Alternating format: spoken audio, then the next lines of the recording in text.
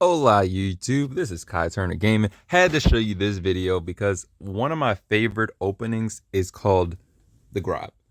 The Grob has beaten big names as Magnus Carlsen, Hikaru Nakamura. Literally every pro has been beat by this opening.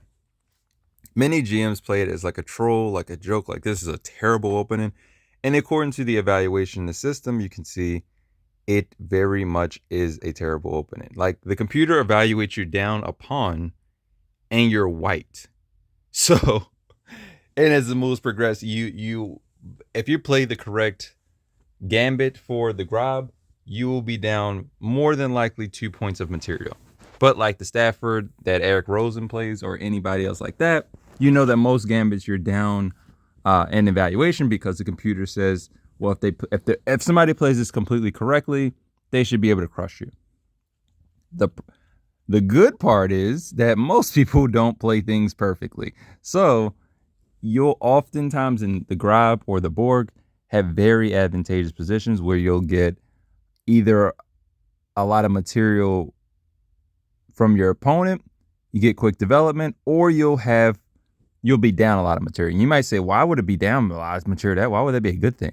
Well, at the intermediate and the beginner levels, being down material will help you to understand how to recover from being down in material. But this opening often will lead you to being up a couple of pawns or a piece, especially at the 1,000 and below levels. This is a game that's slightly higher than 1,000, but the principles still apply. So, game starts. People typically take that pawn, right? The gambit is when they take the pawn. If they take the pawn, then it's perfect. You do not care about the pawn. You proceed your attack. Now, you push c4 and you say, why c4 of all moves, right? Obviously Stockfish says, well, you're double attacking this pawn and there's only one defender, which is the queen. So it forces your opponent, if they want to save their pawn, to, allocate some resources to protect the pawn. They normally protect either with the e pawn or the c pawn. More accurately, let's see the computer evaluation. They say c pawn is a little bit better. But regardless, c pawn or the, e pawn, same thing, and actually, you don't lose too much evaluation from using e pawn. So either one is good. Now you bring out your queen, right? Now, here's why this opening is a little bit, I would say, hyperbolic for beginner and intermediate, because most GMs will say never bring out your queen at the beginning. It's one of those type of attacks. But if you're playing chess to have fun, you're playing chess to understand the game. Ironically, I would say this is one of the best openings to understand your play style and understand how to, adapt in different positions, because you'll end up bringing out most of your pieces anyway. But it's very much a hillbilly style attack where you're just kind of launching pieces, but you have to be calculated in what you're doing. That's why I said this is better for the intermediate players around 1,000, a little better than 1,000, 1,100, 1,200. This is great for those type of people because it helps you to understand position a lot better than most positions. Most openings where you're just playing moves and you don't understand why you're playing the moves you're playing. Like this, you have to think about it, because just like, if you don't think about every move you're playing, you could be in a lot of trouble. So it really helps your positional understanding. So they normally do something like that. They normally will protect the pawn or they'll bring their bishop out. One of the two, right? And you might say, okay, well, they're playing everything correctly. It's just, Stockfish agrees basically. So what do you do next? Well, the bishop's out. Now, the one thing you want to notice in this position is that the bishop cannot come back because there's a pawn wall blocking the bishop. So when you understand this as a Grob player, you immediately attack the b7 pawn, which is a free pawn. It is completely free, right? And as the computer denotes, you are now attacking the rook. So they have to move the knight. It's the only logical thing. Obviously, computer says two knight moves is your only options, right? One is a lot better than the other one. They normally move here, which is one of the better moves you can play. And what do? You go pawn grabbing. So you won back the pawn that they took initially, right? Now here's where it can get very dicey very quickly, because I would say best move would be, yes, and they said it. The computer actually said exactly what I was thinking. Rook c8, because rook c8 is attacking your queen and also getting the rook out of the corner. You do not want your rook in the corner when you notice that an attack is primarily focused on attacking the corner. So one of the best moves would be to get your knight out or your rook out of the corner. You know, if you play this, and you got to think a little bit. You're like, and notice it says a6, right? Because, well, a6 is attacking the pawn. You're also attacking the other pawn, and you're willing to give up this pawn because, see, if he takes this pawn, well, then you got what you wanted the whole time. You bring your knight out. Now you're attacking the pawn. You're attacking the rook. You know, you got some counterplay going on here. You know, you got some legitimate counterplay. Now, if he was smart, you know, he'd probably play something like, I like to do queen c8. You know, that's a style move right there. That's just a swag on your opponent, you know, because you're attacking their queen and they're forced to do something, you know, crazy. Think about how many they're in your camp and you're attacking with 3 pieces, basically. It's 3 pieces around, you know, your opponent's queen. So they would be like, oh man, I'm getting nervous. So what do I do? What do I do? What do I do? Best move is obviously to take the queen. And then you just basically have a very boring game where you just kind of play from this position. If you're white, you still have some really good attacking options. Ironically, you know, I would say best move probably d3. And funny, the computer actually said that. I really didn't think they would say that. I really didn't think they would say that, actually. Yeah, because, I mean, you really want to get your bishop out so you can get that. Your opponent is going to try to castle eventually. So when they castle, you want to bring your, just make up moves. And it's not at all accurate moves. I'm just playing moves. Boom, bang, boom. You know, let's say they develop the knight. Okay, protecting the bishop. Now you want to put your rook here. And when they castle, now you're already ready to attack. So really what you want to do is keep this bishop right here on this diagonal. And in some lines you would sacrifice, because that's the nature of the Grob and the Borg, is to sacrifice. But in most lines you would just kind of like, you know, push this pawn right here. Make the bishop make up his mind. What are you doing? Okay, are you taking the knight? Cool. If he takes the knight, best move for you, pretty much, because now your rook is in direct line with their king, and you can have a lot of counterplay going on. So if they ever move this knight for whatever reason, which they can't really move it anyway, right? Because the knight doesn't have anywhere to go. Perfect. We could say any move, a6, doesn't matter.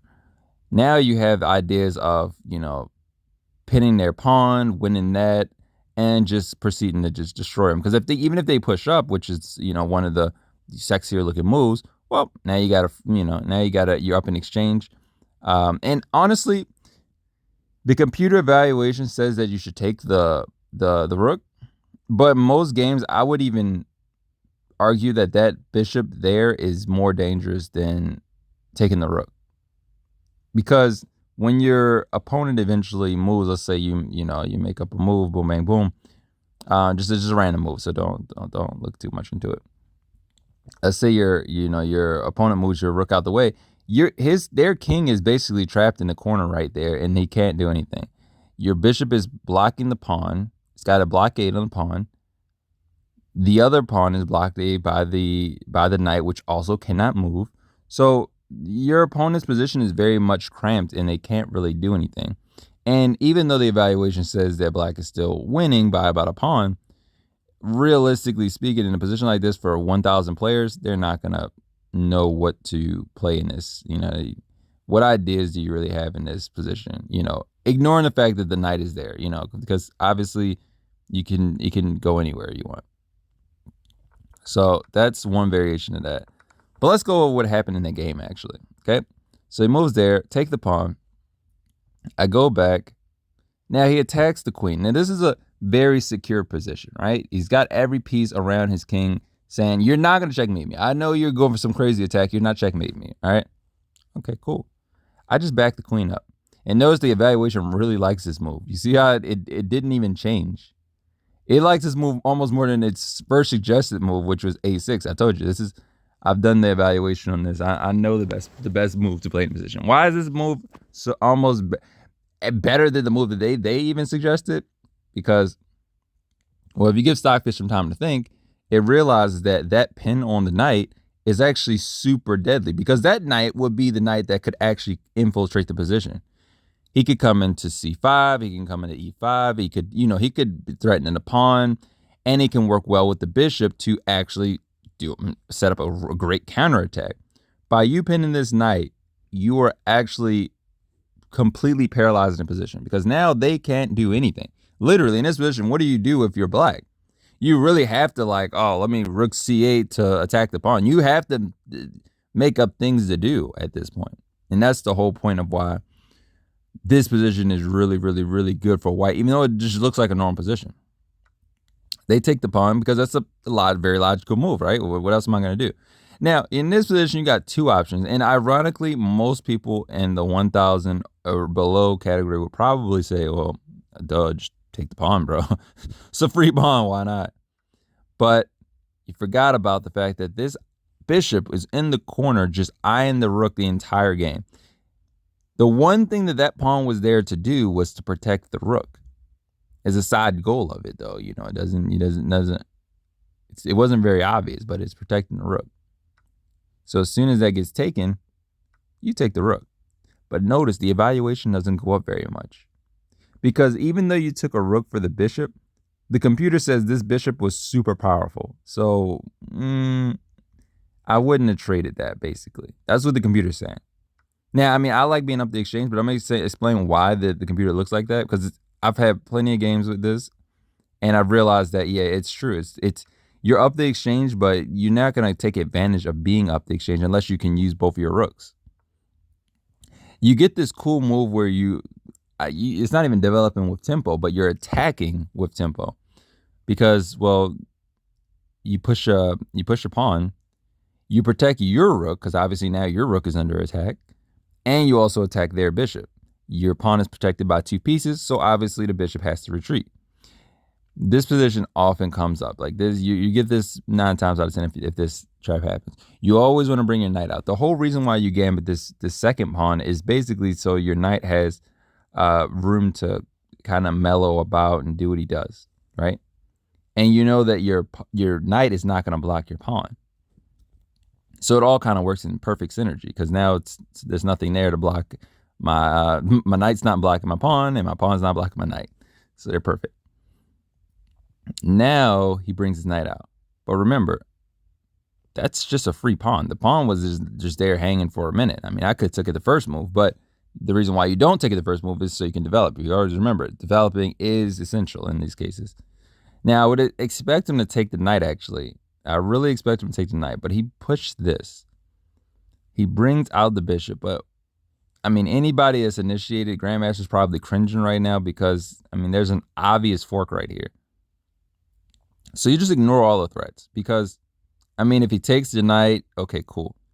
But he can't put you in check with any logical move in this next move. So by that logic, you know that you can just play this move. There's no threat to you playing this move.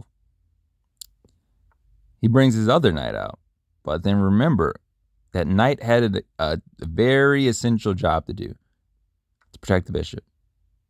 So at this point, it's completely winning. It's and even at you're under 1,000, it's completely winning. It's no way you're going to lose this one at this point. There's almost no move you can play that would even kind of remotely save position. I mean, if you want to play something aggressive like this, Queen C8, and say, I want to get your best attacking piece off the board, well, I'll just exchange queens with you, because, well, you take this and then I get a free piece out of it. It's like, do I want that or do I want that? Which is obviously game. I don't know. It honestly doesn't even matter. You know what I mean? Maybe if you're scared of the knights, you take the knight. If you want the bishop pair, you take the bishop. The computer says it's about a point different anyway. It's not really that big of a deal. Completely winning. So this is how you crush your opponent with the Grob opening. Most positions will end up with something similar to this structure right here, where you get this exact same position. You'll get this exact same position. You take this pawn, and if they ever threaten you with c8, you can play the computer recommended move, which is this, which you notice how it says 1.71, or you can play this, which computer likes a lot more after it thinks for a second. It's got to think for a second though, and then it'll end up going down to like maybe 0.86 or something like that. Because, yeah, even in this position, you're still protecting your pawn. So obviously it's a way more accurate move is to move the rook out of the way, because now the bishop isn't as powerful because it's not threatening anything on the long diagonal. But I mean, when you develop your knight and you get your bishop, you can place d3 to get your bishop out there to attack the rook. If, let's say hypothetically they attack, boom, he's attacking your queen as well. This position happens sometimes too. This is like top tier best move. You're playing all the best moves. Your opponent's playing all the best moves. 9 times out of 10 it won't happen. But then, yeah, you would want to play this. Now, it's really sad when your queen is back to the thing and you didn't really develop any pieces. But it's very rare that you're ever going to get an opponent that will play like this. But if he does do that, then, maybe he develops correctly and puts this there, and he just kind of like tries to stonewall you type of thing. But if he does that, you just go, you're just going to kind of ignore that. Because if he takes, well, then you take. And now, I mean, it's a little bit less precise because, remember, this bishop can always hit that long diagonal, and he's got some threats to worry about now, He's going to have to play something very accurate like queen a5 to basically keep pressure on the king. Because anytime you got this long diagonal and you could just kind of abuse him on that. He's also threatening the pawn, but see, now you protect the pawn, so with the thing, you're always going to keep that bishop there to protect the pawn. Making sure he doesn't do anything like that. But remember, that's best case scenario. No, I've almost never seen somebody play after this move c8, rook c8. It's almost never played. I've seen this to protect your other knight with the knight. This is a very common one. This is probably the most common one around 1,000 skill gap, because the knight is protecting the other knight and the king has one escape square. So they feel as though I'm pretty safe in this position. I can, do what I can do. But as I said before, you always want to bring this knight out. The first move, you always want to bring the knight out because it's perfect, because you're attacking the d5 square as much as possible. You want to, that's the whole objective, is to get the d5 square. Both squads are trying to secure that square. That's the reason why they brought their knight out, is also to attack the d5 square. And it's to protect their knight, and it's to protect their bishop. So this is why this is a very, very common move, is because this move protects everything. It's the defensive move, and it gives the king an escape square. So they're good in all regards. But that's why you bring your knight out. So then no matter what they play after this, if they say, oh, I'm going to take the pawn, then obviously this is my favorite tactic. And I only found this out after, going through the evaluations. But in this position, the best move is actually to take the rook with your queen. And you say, why do that? Well, what would they do? Obviously, queen takes queen, right? But then obviously bishop takes queen. Now, here's the crazy part. You're not up in exchange. No, you're up a full rook. Because let's go back in time. You took a rook. You took a rook with your queen. Okay. So you're up a rook. They took your queen with their queen. Okay, so you're up in exchange, a big exchange. And then you took their queen with your bishop. So there's a 2 queens exchange, so they get discounted, and then a rook for absolutely nothing, because obviously your bishop's still here. So you're just up a rook, and it's this is the ideal scenario. If you ever get this exact pattern where you get this, where you have this position right here, but let's say another tempo, yeah, definitely take the rook. Always take the rook, because it doesn't look like it. At first I was like, it's one of those tactics that you have to see in Puzzle Rush or something like that, because I'm like, what the hell? But yeah, if you do it, you're guaranteed to be up you're just up a whole rook. Now that is normally winning. That's normally just winning. Because it doesn't matter what happens after this point. I mean, what can they possibly play? Normally they try to like do something like this. I developed that. Does this as he pretends he's attacking your knight, but really obviously he's just trying to castle. So you just do the kind of the exact same thing. You bring your knight out. Is the knight best move? H4, yeah. Actually, you know what's funny? That's in a real game, that's what I would play too. Because it forces the bishop to go back. Then you play this. And you might say, what's the difference? Well, one is just tempo difference.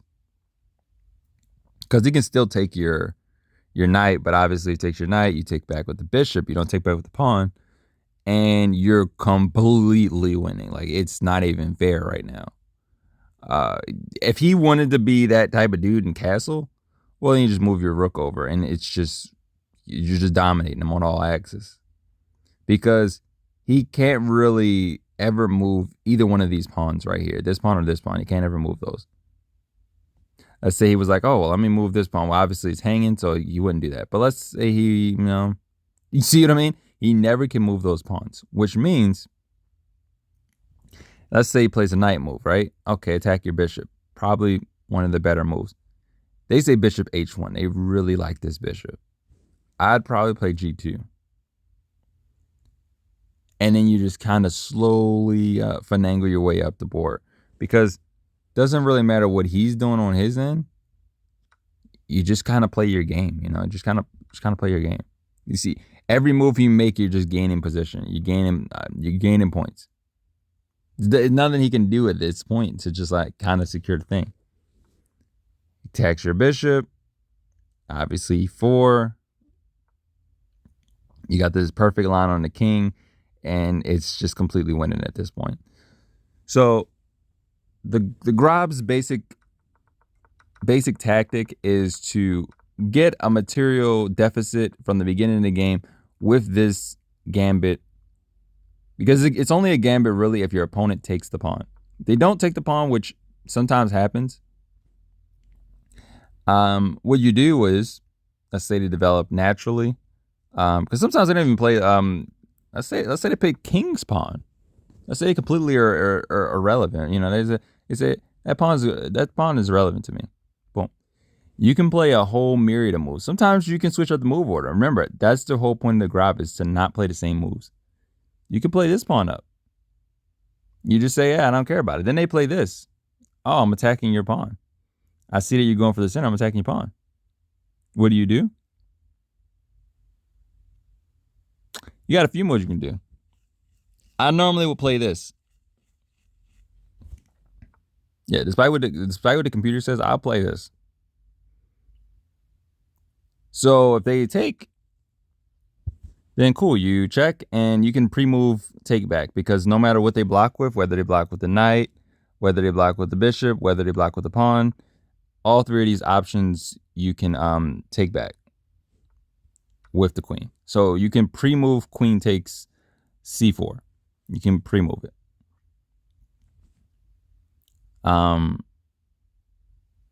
Yeah, they only have 4 options to block, and one is, well, one would be pretty much a little stupider than the other ones, but it still would work. Still no way you can, your queen can never be taken from this position. So yeah, you take that, and now, yeah, the position is just completely open, because you got so many different threats going on right now, and they play h5 or something like that. This computer says that's the best move for them, because I mean, you really don't have anything to do right at this point, right? And you just slowly develop, and you slowly just kind of attack them from the center core. If they keep, stalling with developing moves, and you just kind of attack them like strong. Hit them with a strong attack. Boom. So that's one variation right there when they do that. Another one is really, really, really popular, which, I mean, there's so many things that I could say in this video that would kind of deter that, is they just a straight attack your pawn with the knight from directly.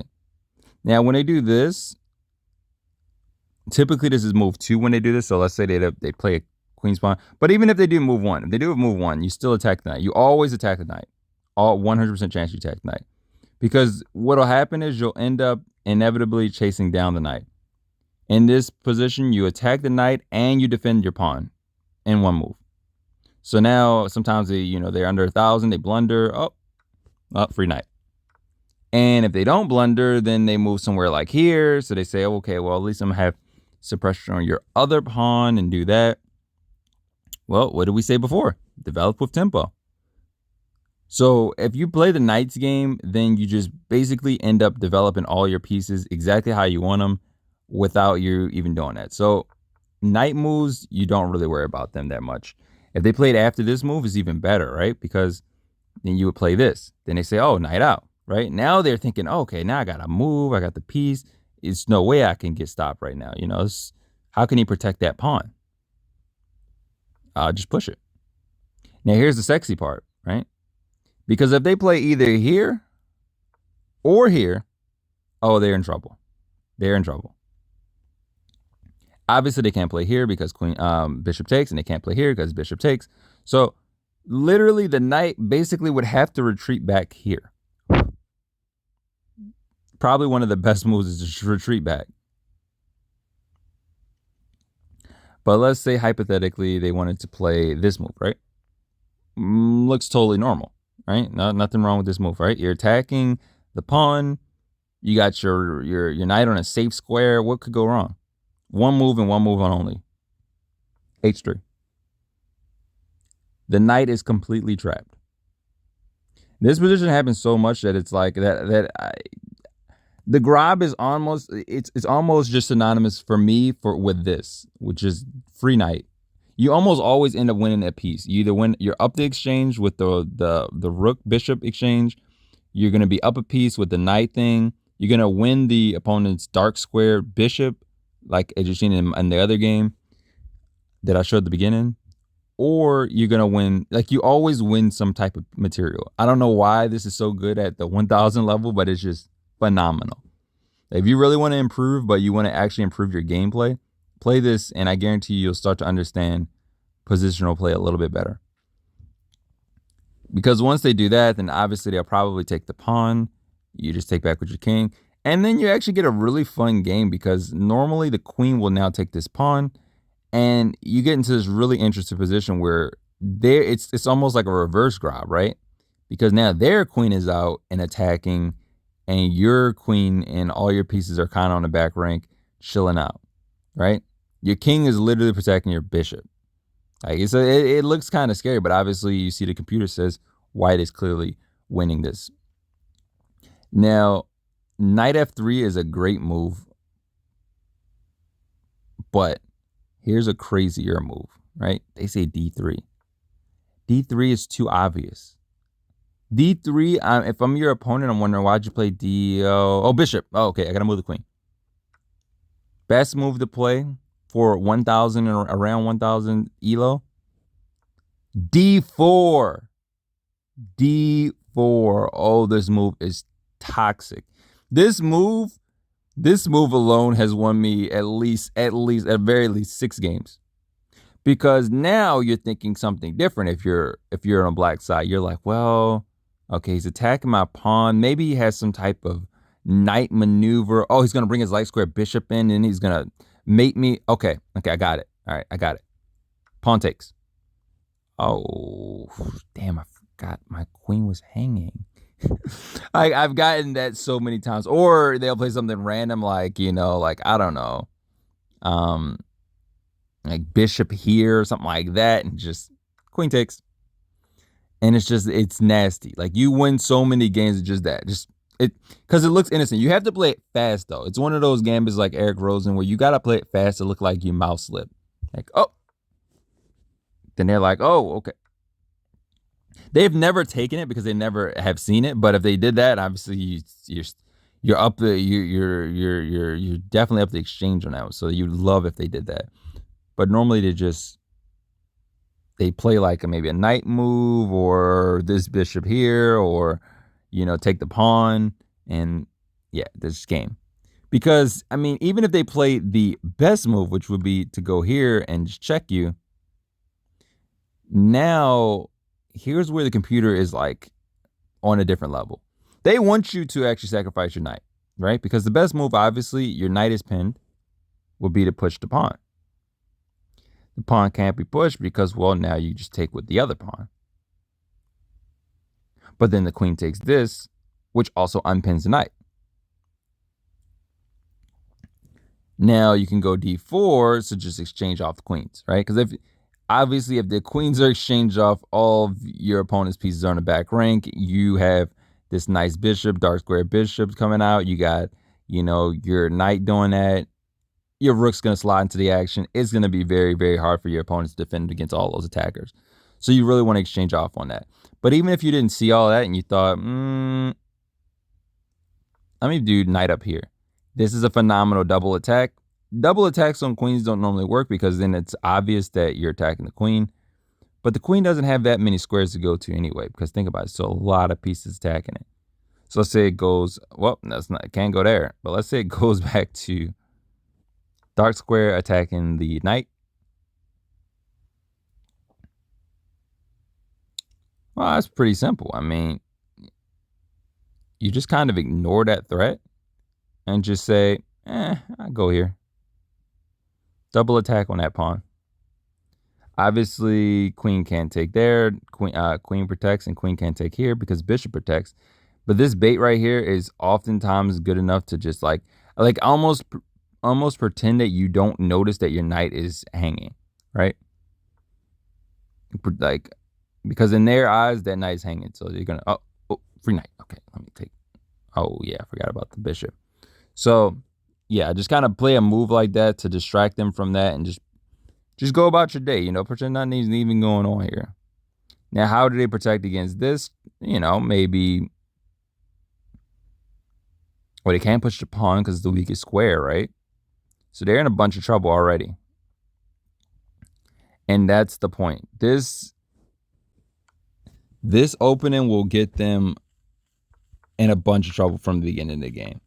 And remember, I'm playing best moves on both sides. So it's just a really hard thing to capture, for real. So if they lose their knight, then it's game. Then it's obviously game. Any skill level. So when they play a knight move, if they ever bring that knight out, you just know that if they play the other pawn out, this is a very standard opening. Bringing out your king and queen pawns. You just proceed with your attack the normal way.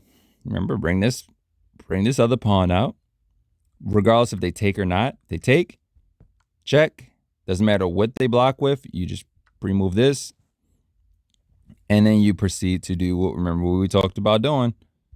You want to bring that knight out. Boom. And the gambit line, let me just show you how it normally progresses from this point on. They'll bring the pawn out. You attack the knight. Remember, always, if they ever bring this knight up, just attack the knight. Because the whole idea of the gambit is that you don't care about this pawn. You'd sacrifice the pawn for nothing, because in some cases you do sacrifice the pawn for literally nothing. You can't bring the knight anywhere over here because obviously, the knight's gonna get attacked. Let's say he brings it down here because he says, he'd be attacked there too. So you can't bring the knight anywhere, really. Yeah, you have to bring it somewhere like that for safety. Okay, cool. Now he's attacking the pawn twice. Queen and bishop up, of course, right? Cool. Now you got a couple of things, a couple of tactic points right here, right? The computer wants you to just check immediately, which is a great move. Because what are their options? You have 3 options, right? Block with the bishop, block with the queen, take with the pawn. All 3 options are going to gain you at least 1 pawn of material, which is that pawn right there you're basically sacrificing. Best move is obviously to take back with the pawn. Now you do this fork, but obviously the bishop blocks and now protecting that. So they're good in that regard. Then you want to bring your queen back.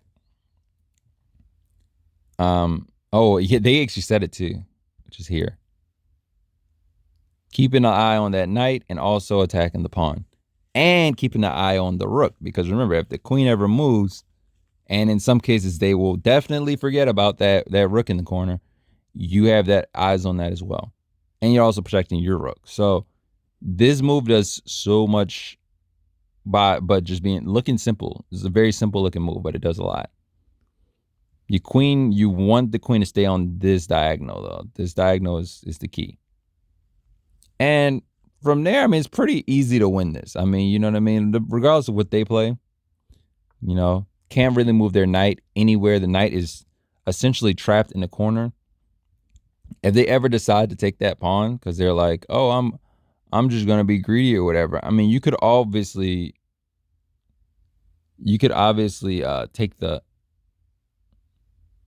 take initiative and try to attack the knight. Yeah. But I would even say even better than that is just develop. You know what I mean? Don't even worry about anything else. They take the knight. You would love to exchange off that for that. Oof, you see that? Sexy move. Always d4 over d3. Why? Because in this case, the pawn is pinned.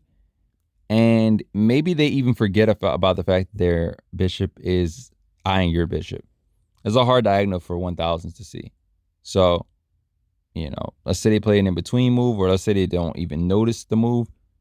Well, that would be a decently okay move. All right, let's see. Kind of foils our plan, right? But not really, because we get a free check right here. And yeah, it doesn't matter what they do. It's kind of crushing them at that point. So let's say they take. Before you take back, though, always remember checks, captures, threats. You heard the GMs. So hit this check, and doesn't really matter what they play. Let's say they play queen here. You pick up the knight.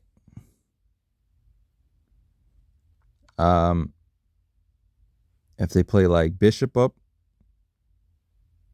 you just pick up this bishop. And you always have to remember that rook in some lines is going to be hanging. And you always have this pawn right here, right after you take the knight. So there's a lot of hidden threats you got right there. You can bring this knight in whenever you want to after, you know, let's say moves down the line. You know, you can always bring the knight in. So it's you got a lot of variations of things you can do in this position. The Grob is so good at just giving you good positions. Like once you start to see like patterns and you say, okay, this is that, you'll not only get a crazy range of positions you've never gotten before, but you'll also realize like, oh, well, okay, well, this pawn should go here because of this. You don't just play moves willy-nilly. You play moves with the thought process of this move has a purpose. We're playing this pawn up here indefinitely so we can get the knight out, right? And a lot of variations of the Grob. But it makes sense though, because see, the pawn being in front of the knight will never block the pawn. You're keeping your pawn without actually ever being blocked. Because in a lot of lines and a lot of different openings, you see this variation where the pawn's blocked. And at lower levels especially, this pawn is not going to move pretty much the entire game. So it doesn't really hurt development as much in the short term, but in the long term, you lose games because of that, because, well, you didn't develop all your pawns. So the Grob teaches you that you don't have to value every piece so much, and you should develop all your pieces and all your pawns. Because by end games, 9 times out of 10, all my pieces have been moved at least a couple of times. Versus my opponent, which, you know, maybe they have a knight in the corner or something that's never moved the entire game. So piece activity is way more valuable than anything else. That's why, notice mid games, the Grob, you normally are up in terms of valuation. That's all I want to say. Remember to comment, rate, subscribe, and as always, have an awesome day.